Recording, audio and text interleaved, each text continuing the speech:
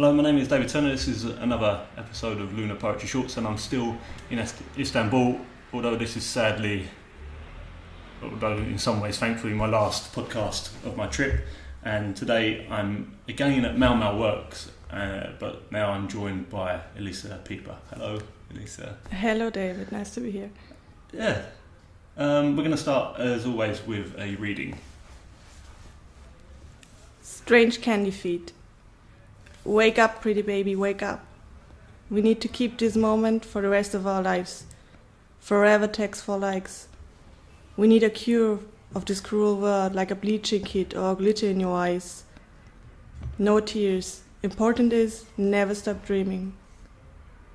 This life make me puke. Fries and ketchup and burger and hip-hop. And white tummy shirts for money and power and glory. And when the road gets tough, we still left each other. Did you mention me? Basic bitches, be quiet. Shh. When I grow up, I want to be a white trash, white horse, whore, perhaps a little bit of bourbon in you, or a little red party dress for me. No filter. I guess licking a machine gun would make me #political incorrect. Or bleeding in my Mickey Mouse pyjama, or your arms, pretty baby, tattooed. Making out in the back of your car, making out in your caravan, making out in the Barbie house, love it when it hurts. #life porn. We need more ultra, more hyper and yummy and lipstick and black and plastic swag and Soho house. Watch out, bitches. It was like James Dean. And I feel better in your favorite sweater. And you, it's all for you. And heaven is a place on earth with you. Thank you, Elisa. And hello. Thank you Hello. for coming along. I'm happy to be here. Yeah, that's nice. We're going to start with the same question as usual, which is why poetry? And you can take that in whichever direction you wish. Why poetry? You have to know that I'm totally unfocused. Perhaps I can focus like 10 minutes or something. And so I had to bury my big dream to write a novel. And then I started to write like this junk food text that you can perhaps call poetry in I don't know if you refer to some post-internet approaches. Yeah, but it's like cheap and easy to chew. Mm. But does that, you from your tone there, what the listeners won't be able to see is you have quite a wry smile on your face. I don't think it's not as devalued in your mind as you're perhaps making it out to be. I don't think it is. It doesn't. Does your smile there mean that it's not as throwaway as you're making it out to be? Yeah, perhaps. Right, you don't have to push on that.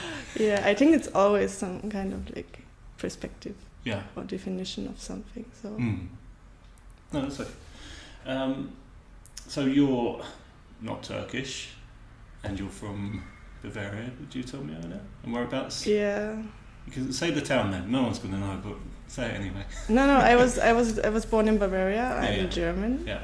I was living in Berlin. Okay. I came to Istanbul, and I came back to Istanbul. So I'm here now again for 10 months. Okay. Yeah. And how has your time in Istanbul affected the way that you write? Yeah, the first thing is I was starting to write in English, what I never did because... You started to write in English what? Yeah, I was starting to write in English in Istanbul 2 years ago because, I don't know, I wanted to have this... Or I want to use the language that I use every day because my boyfriend lives here, we're talking in English. It's my active language at the moment. So I started to write in English even if I cannot use it as good as I can use the German words as I think.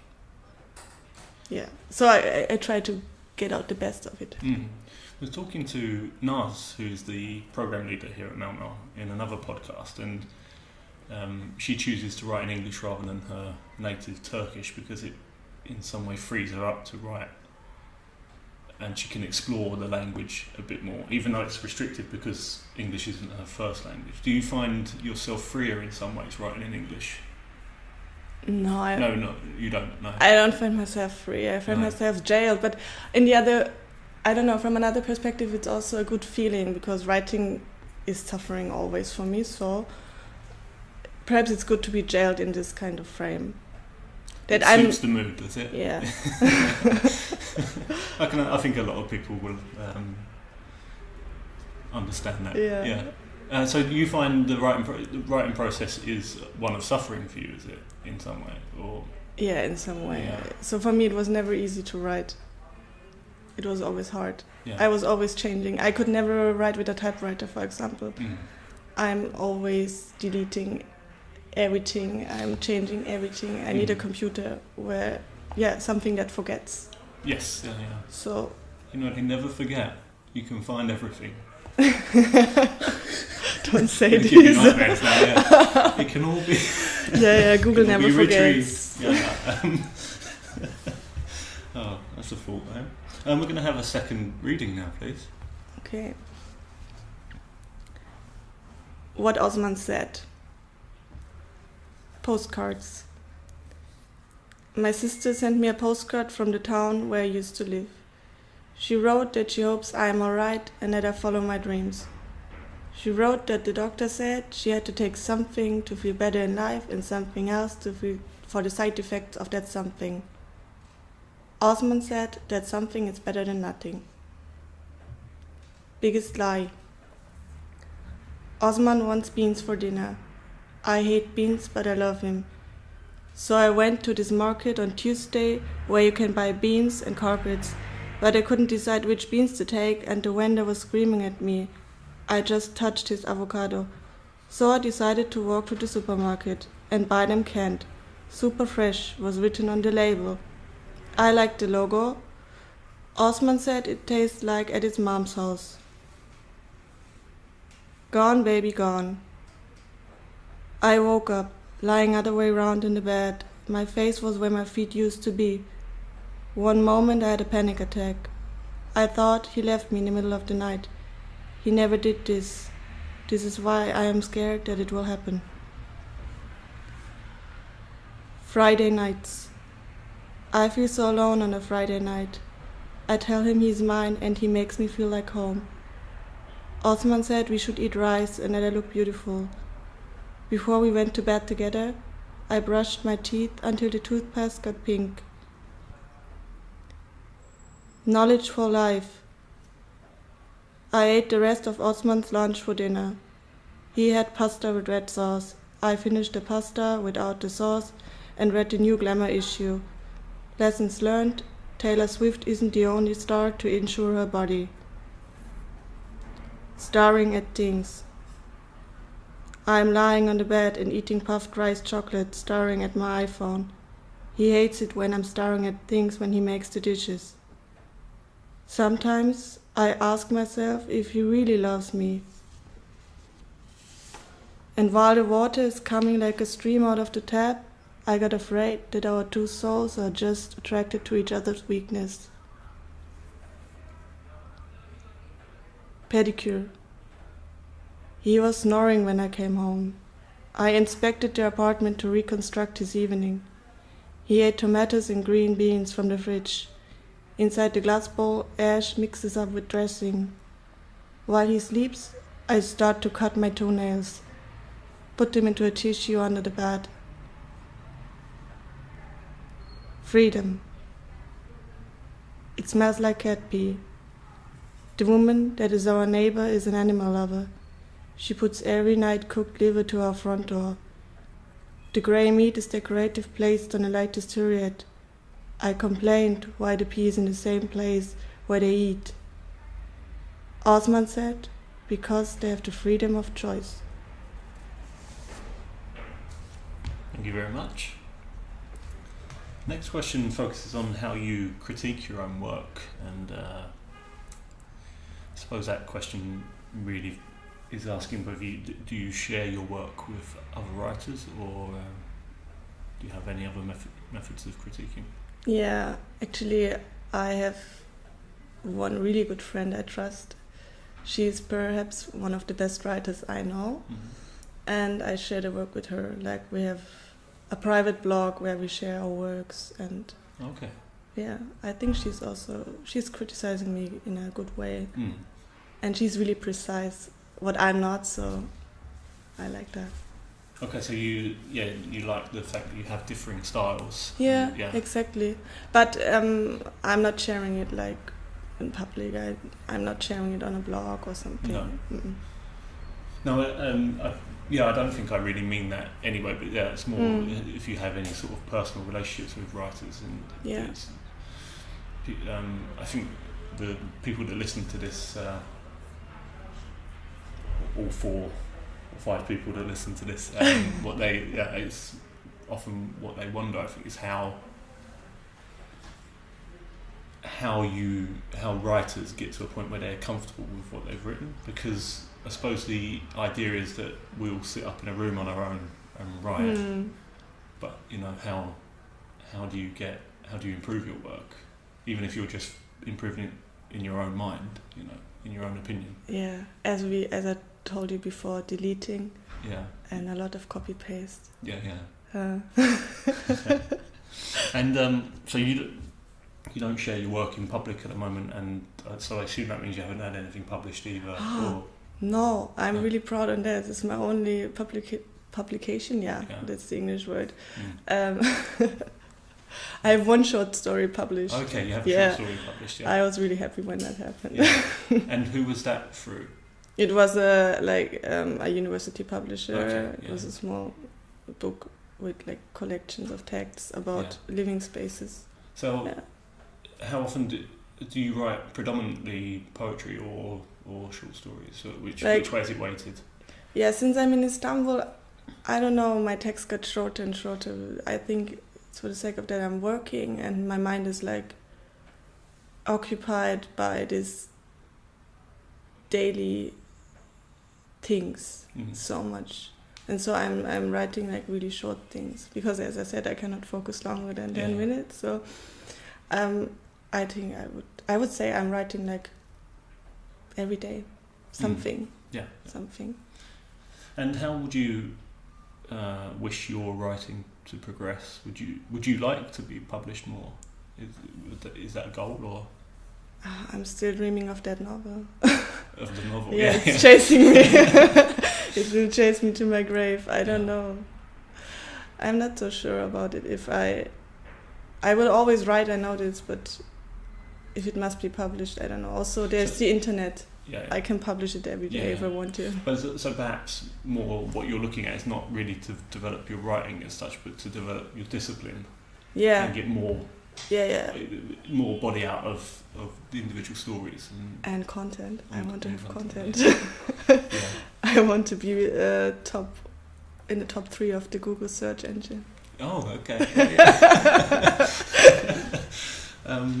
You could just take to a few of the towers around here and start picking people off with rifles. That'll get you to the top of the Google search as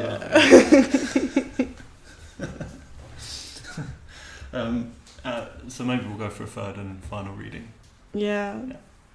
I chose a German one as the last one, so. Great. Die Möglichkeit der Antriebslosigkeit. Weißt du was? Der makellose Himmel und das weiße Licht und die Welle und die grellen Frachter auf den Wogen. Die graben sie flussaufwärts und treiben und schlagen. In ihrem Inneren grölen die Maschinen endlos getrieben. Die Möglichkeit der Antriebslosigkeit. Die ist grau hinterlegt. Die Stimme ist ruhig, die Gedanken sind laut, singt da einer. Sie treiben, und wenn er so still da liegt und an die Decke starrt, dann erhöhen sie ihr Tempo und schleifen ihn leer, begraben unter den Träumen des Jugendzimmers.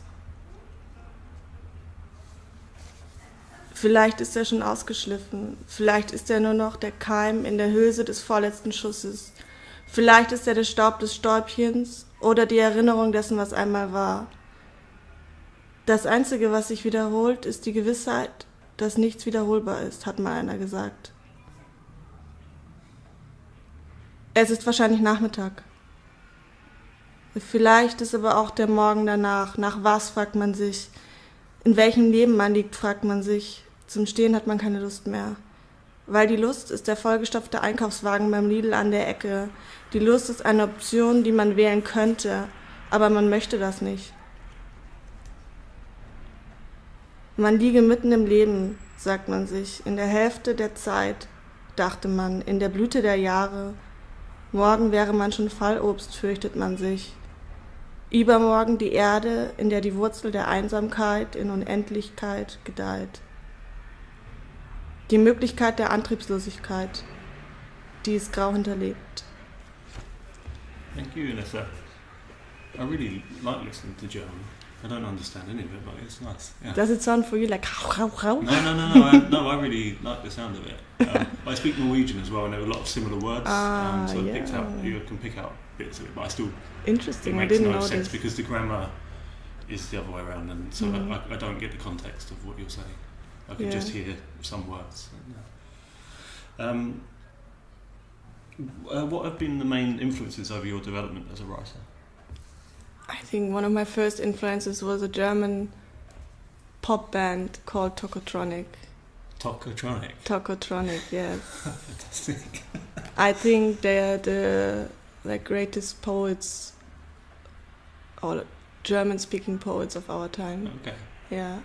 And writer, of course, Thomas Bernhard, the Austrian writer, which autobiography I adore, and which I was reading I think at least 20 times. Yeah, I think these are main influences. Okay.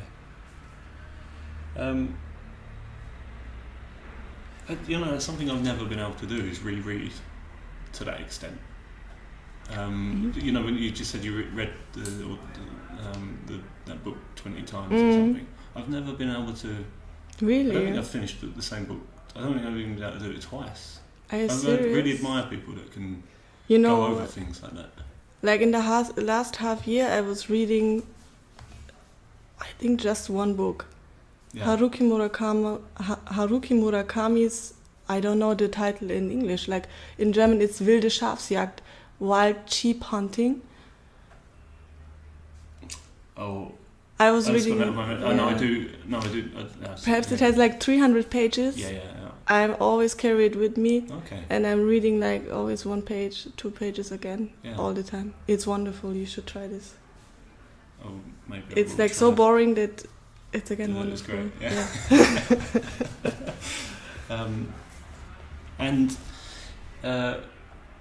What would you recommend to our listeners to go out and see or read or watch? And it doesn't have to be related to literature. It can be German pop bands from the. No, I can recommend 3 things. Yeah. First thing, Instagram. Second thing, Google search. Third thing, read the Bible. Okay.